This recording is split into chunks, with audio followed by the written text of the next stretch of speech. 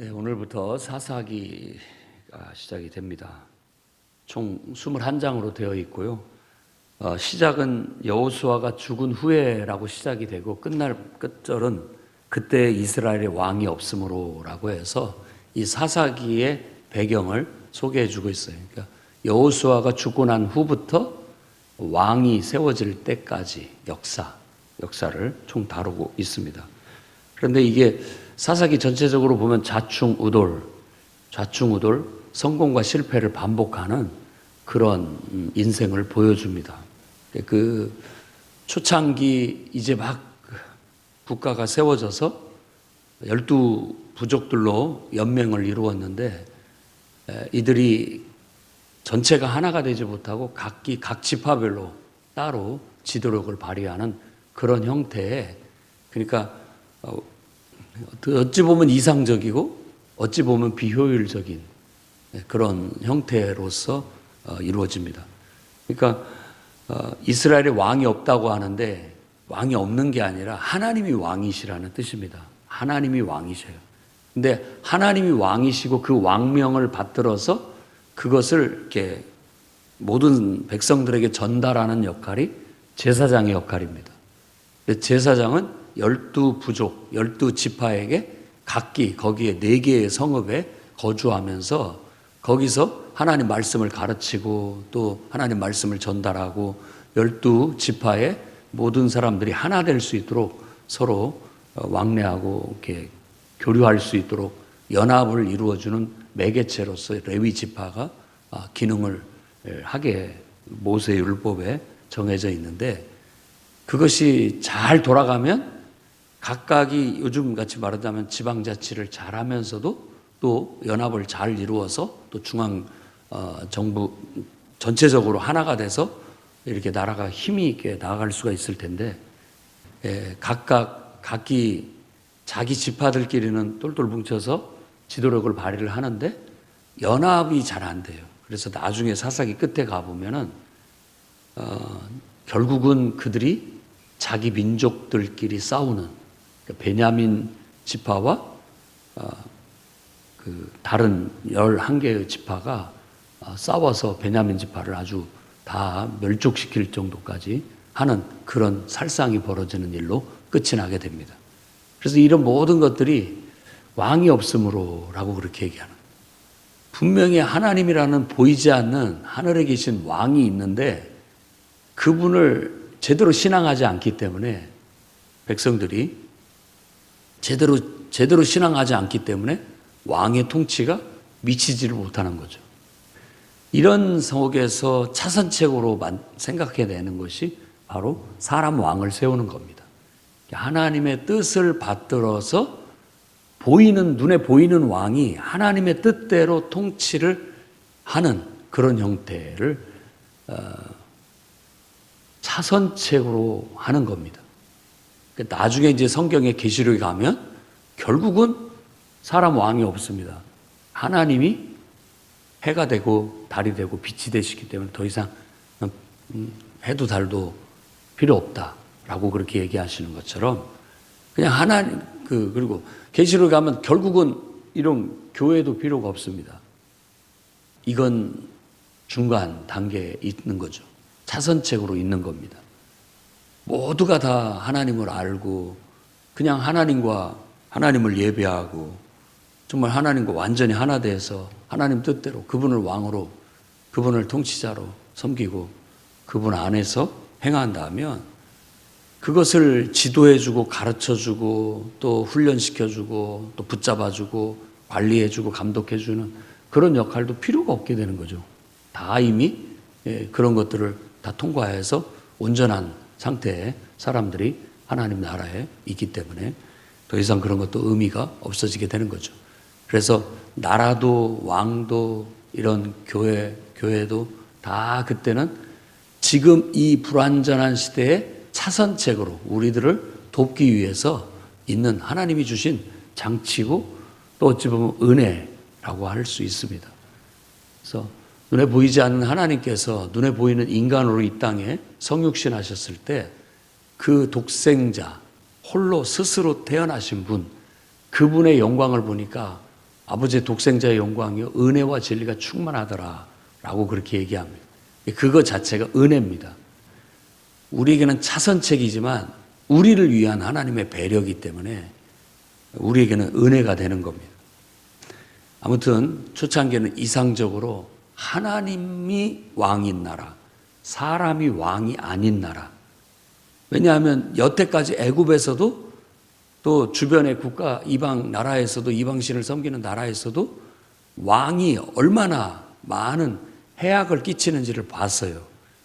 노아의 홍수 때에도 그런 것들을 강조하고 있는 겁니다. 하나님의 아들들이 사람의 딸들을 제 보기 좋을 대로 취하였다라는 것은 지도자, 왕 같은 그런 존재들이 그냥 백성들을 너무 함부로 자기 멋대로 다루었다라는 그런 것들을 힘 있는 사람들이 다 자기 멋대로 자기 좋은 대로 다 했다라고 하는 그런 폐악을 말해주는 것이라고도 볼 수 있습니다. 그렇기 때문에 이스라엘의 이상은 아니 하나님이 정말 진정한 의미에서 우리 왕이 아니냐, 그분이 통치하고 다스리는 그런 나라 하나님 나라를 이루어보자라는 게 모세를 통해서 주어진 율법의 핵심 정신이에요. 사람이 왕이 아닌 나라, 사람이 하나님의 자리에 앉아서 군림하지 않는 그런 세상, 그런 나라, 그런 나라를 꿈꾸고 시작을 한 거예요. 근데 그런 것이 이제 시작을 하기 위해서는 그 뜻을 펼칠 장이 필요했고, 그 장은 바로 이 가나안 땅, 약속의 땅, 가나안 땅이 되게 된 겁니다. 근데 이제 여호수아를 통해서 가나안 땅을 진입해 들어가서 중앙부터 또 남쪽으로 북쪽으로 주도권을 잡았어요. 대부분의 성들은 다 점령을 했고 주도권을 딱 잡았지만 아직도 남아있는 정복지가 있습니다. 그래서 좀 다소 여호수아서를 읽다가 사사기를 읽으면 조금 약간 좀 이렇게 혼란스러운 부분들이 있습니다. 이렇게 여호수아서에서는 이렇게 말했는데 왜 사사기에서는 아직도 점령이 안 된 거죠. 여호수아가 죽었는데도 불구하고 아직 땅들을 다 점령을 못한 것으로 묘사가 되고 있기 때문에 그렇습니다. 그 말은 전체적인 주도권을 다 잡았는데 아직 그 곳곳에 남아있는 성읍들은 이제 각 지파들이 과제로 준 거예요. 과제로. 자기들이 그것을 강성해서 거기를 점령을 해야만 된다라는 그런 과제를 안고 있습니다. 그래서 이스라엘 자손이 일단 여호수아가 죽은 후에 하나님께 물어봤어요. 누가 앞장서서 나가야 됩니까? 여기서는 우리가 누가 먼저 올라가서 가나안 사람과 싸우리까? 라고 그렇게 얘기하는 거예요. 먼저 올라간다라기보다도 항상 선봉이 돼서 나갈 어떤 지파를 그들이 하나님께 물어봤을 때 하나님의 답변은 유다 지파였습니다. 그래서 유다 지파가 12지파 중에 지도자적인 역할을 하고 있다는 걸 알 수 있어요. 그것은 이미 창세기의 이야기 속에서도 유다가 그 집안의 지도자적인 역할을 하고 있다는 걸 알 수 있어요. 실제로는 요셉 지파가 그 모든 어떤 삶의 터전이나 경제적인 문제나 모든 것들을 다 공급해주는 힘 있는 그런 요셉 가문이었지만은 그 요셉 가문을 뺀다면 유다 지파가 전체적인 형제들을 지도하고 이끄는 그런 역할을 한 것으로 창세기에도 나타나는데 그것이 이 12지파와 성격이 맞아요. 성격이 맞습니다. 그래서 유다 지파는 항상 선봉에 서고 또 유다 지파는 항상 지도자적인 역할을 하는 걸로 나타나 있습니다. 그래서 이 유다 지파에서 바로 다윗 왕이 나오게 되고 그 후손 속에서 하나님의 나라의 진정한 참 왕이신 인간이 되신 하나님께서 그 예수 그리스도로 이 땅에 오셔서 온 하나님이 예정하신 예언한 대로 하나님 나라의 왕이 되시고 만왕의 왕이 되신 겁니다. 그래서 사람이 왕이 아니라 사람이 되신 하나님이 왕이시다라는 것을 보여주는 겁니다. 그래서 누구든지 그 진리를 깨달은 사람은 예수를 나의 왕, 나의 주라고 고백을 할 수밖에 없게 되는 겁니다. 그분이야말로 진정한 의미에서 우리의 왕이십니다. 세상의 통치자들은 그저 그분이 통치를 하는 한 도구로 쓰여지고 있을 뿐 진정한 왕은 하나님이시고 또 인간이 되신 예수님이시라는 걸 우리가 알 수 있습니다. 자, 그리고 이렇게 1장 2절에 우리 중 누가 먼저 올라가서 가나안 사람과 싸우리까라고 얘기했다면 이 사사기의 끝부분인 20장 18절에도 우리 중 누가 먼저 올라가서 베냐민 자손과 싸우리까. 베냐민 자손이 레위 지파를 모독했어요. 그의 첩을 강간하고 결합을 정말 해서는 안 될 그런 행동을 했는데 그거에 대해서 반성을 요구했는데 하지 않았습니다. 그러자 다른 11개 지파가 다 같이 그를 응징하는 그런 일을 하게 되는 거예요. 그때 똑같은 말로 물어보는 거예요. 우리 중 누가 먼저 올라가서 베냐민 자손과 싸우리까? 라고 했을 때도 그때도 유다가 먼저다 라고 그렇게 응답이 옵니다. 그래서 유다는 항상 그런 모든 일에 앞장서는 거예요. 오늘날도 똑같습니다. 교회 안에서 누가 지도자냐? 앞장서는 사람이 지도자입니다. 어떤 일이든지 손을 걷어붙이고 해야 할 일이 있을 때 앞장서서 나가서 그 문제를 해내는 사람이 지도자의 권위를 얻습니다. 하나님께서 그 사람을 통해서 사용하시니까요. 사사기에도 계속해서 우리가 사사라고 하는 그런 사사라고 불리는 사람들이 일어나는데 어떻게 보면 이 사사라는 것은 그때 어떤 문제가 있었을 때 그 문제를 해결하기 위해서 하나님이 택하셔서 세워서 사용하시는 지도자, 그 사람을 사사라고 그렇게 부르고 있다는 걸 알 수가 있어요. 우리가 하나님 앞에 쓰임받기를 기도하고 또 하나님 뜻대로 우리가 산다라고 했을 때 하나님께서 어떤 감동을 주시고 또 하나님께서 어떤 일을 우리 눈에 보이게 하시고 그 일을 하나님께서 나에게 하라고 하신다라고 했을 때 우리가 나서서 하게 되면 나 혼자 할 수 있는 일도 있지만 나 혼자 못하는 일들은 하자라고 해서 앞장서서 나서고 다른 사람들이 그 일을 같이 하도록 독려해서 함께 그 일을 해내는 그런 사람이 지도자의 역할을 하는 겁니다. 하나님은 가장 순수하게는 어떤 조직화되고 체계화돼 가지고 이렇게 되기 전에 순수하게 조직이 세워지고 체계화가 돼서 틀이 잡히기 전에는 순수하게 자발적으로 하나님께서 그 필요에 따라서 그때그때마다 지도자를 일으켜 세워서 그를 통해서 하나님께서 그 문제를 해결하시고 또 그 사람은 그 문제를 잘 해결했으면 한동안 영향력을 미치다가 사라지고 또 이쪽에 문제가 터지면 그 문제를 또 해결하기 위해서 어떤 지도자가 나서서 사람들을 독려하고 이끌어서 결국 해결을 해내고 또 그 사람은 또 수면 아래 가라앉고 그런 식으로 자발적인 하나님의 역사로 말미암아 하나님이 통치가 일어나는 거죠. 하나님이 왕이시니까 당신이 네가 가서 이 문제를 해결해라. 또 저 문제는 네가 가서 이 문제를 해결해라. 또 저 문제는 네가 가서 이 문제를 해결해라. 이런 식으로 하나님의 통치가 좀 희미하지만 그런 식으로 역사가 일어나고 있다라는 걸 알 수가 있어요. 그러나 사사기에서 우리가 반성해야 할 것들은 레위인의 역할이 제대로 돌아가고 있지 않다라는 것. 그것이 가장 큰 문제입니다.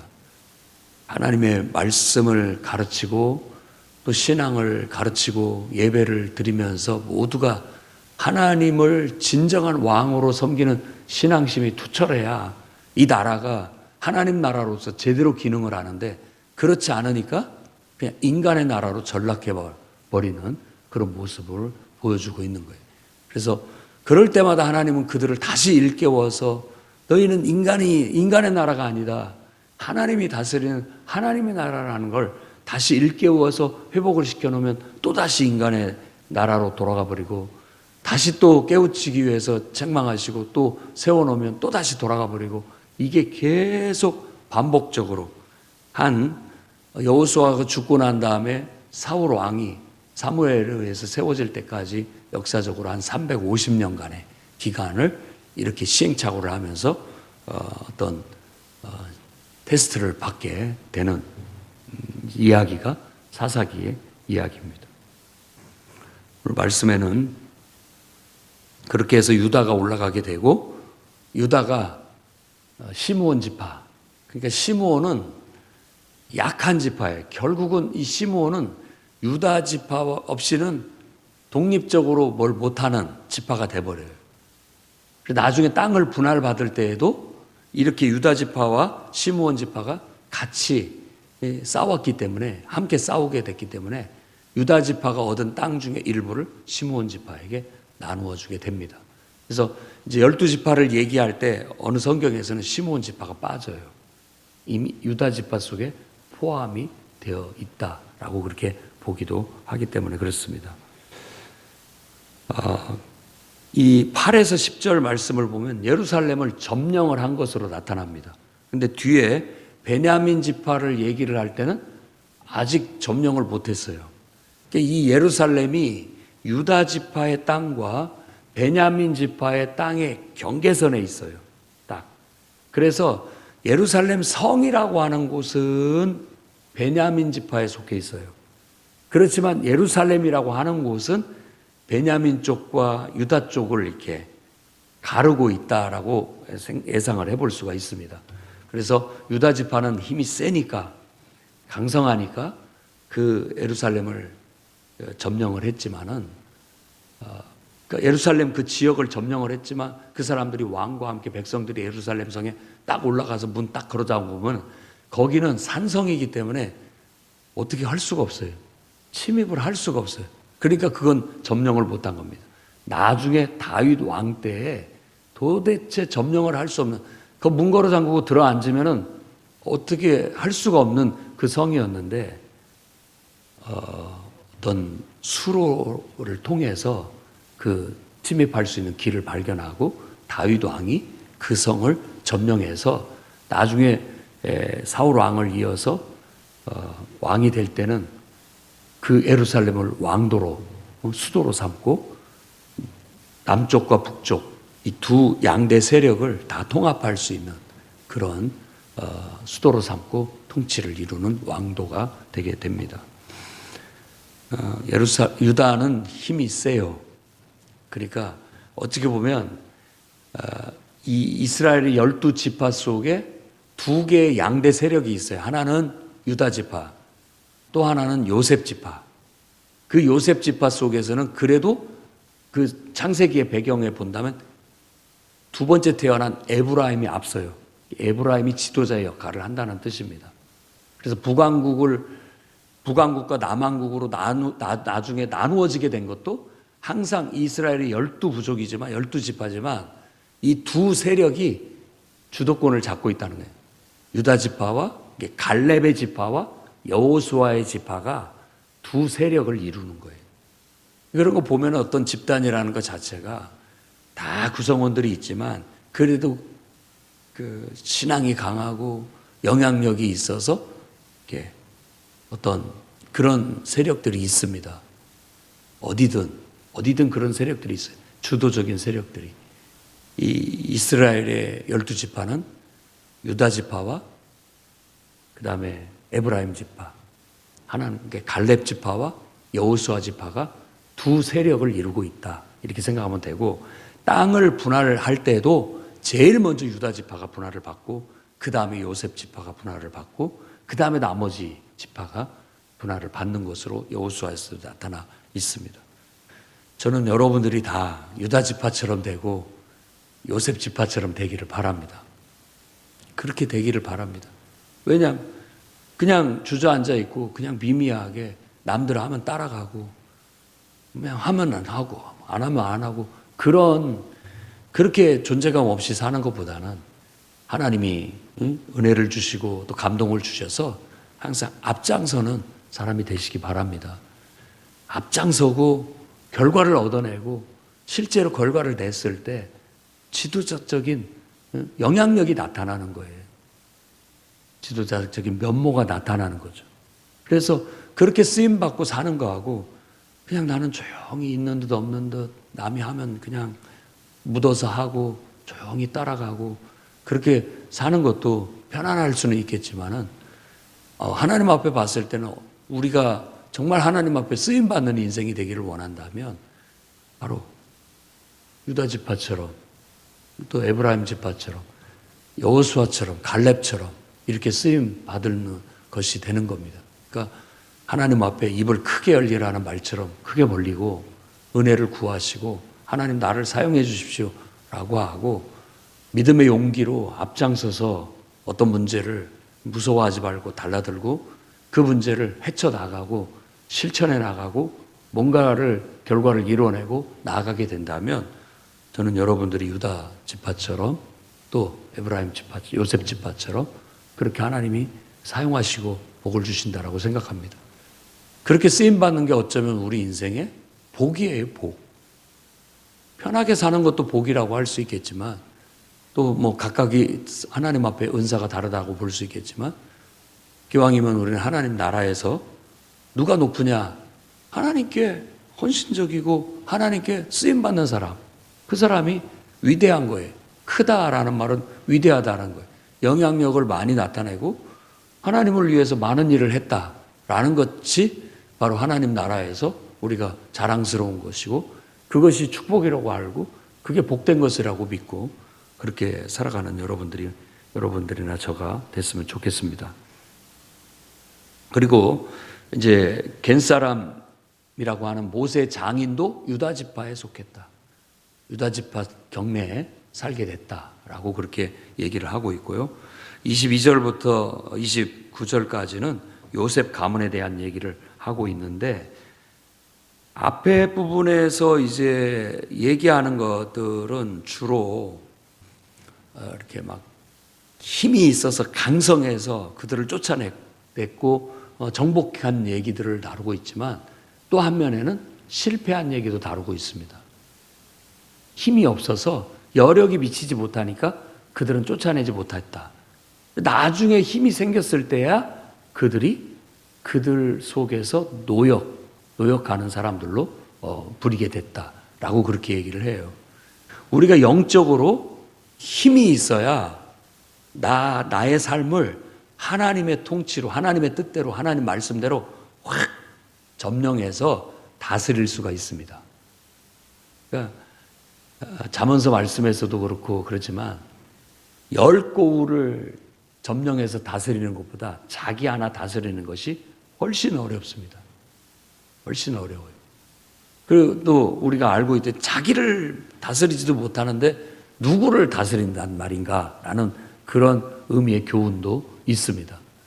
그렇기 때문에 우리가 하나님 앞에 영적으로 오직 나는 하나님 말씀대로 한다. 여호수아 갈렙의 신앙 정신이 그거거든요. 하나님이 하라고 하셨기 때문에 하나님이 우리와 함께 하신다. 그렇기 때문에 우리는 그냥 하나님 말씀대로만 가면 된다. 저들이 거인이고 우리보다 더 막 힘이 세고 능력이 많고 그런다 할지라도 그거 따지지 말고 하나님이 하라고 하셨으면 그들은 그냥 우리 밥일 뿐이다 라고 하는 그런 신앙의 투철함이 우리를 강하게 만듭니다. 강하게 만들어요. 하나님 말씀이면 불구덩이도 뛰어들고 물속이라도 뛰어들 수 있는 그런 믿음의 용기가 있는 사람들이 바로 갈렙과 여호수아예요.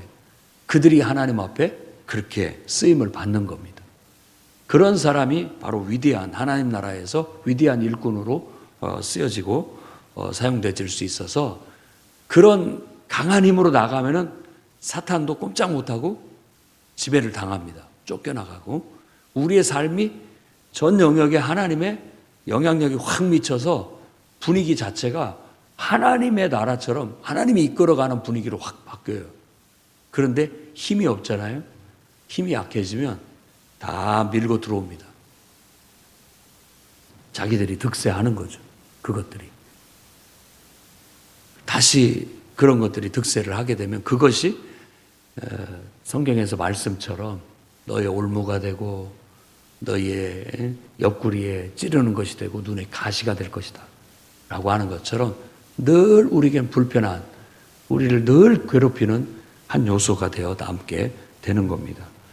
그래서 쭉 브나세 지파, 에브라임 지파, 스불론 지파, 아셀 지파, 납달리 지파, 베냐민 지파까지 그들이 힘이 없어서 다 정복하지 못한 성읍들에 대한 이야기들을 쭉 열거하고 있는 거예요. 이건 과제로 제시하고 있는 거예요.